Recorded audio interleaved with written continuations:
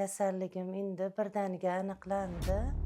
Ko'nglim aynib, nima bo'lgandan keyin o'tgan yil sentyabr oyida 24-yil sentyabr oyida aniqlanib, shu bilan appendisit deb operatsiya etdilar. Shundan keyin saraton kasalligi borligi aniqlandi menda. Agar cirroz, Halila 60+ o'zi ichganingizda sizda nimalar o'zgardi? Nimalar sezdingiz? Menda birinchi o'rinda ko'ngil aynish qolib, ishtaham ochildi. Ovqatga kirdim. Ha dedim, imkoniyatim yo'qdi, birta olib ichdim. Shundan keyin o'nglanib boshlagandan keyin pilus yoniga qo'shib olib ichib boshladim.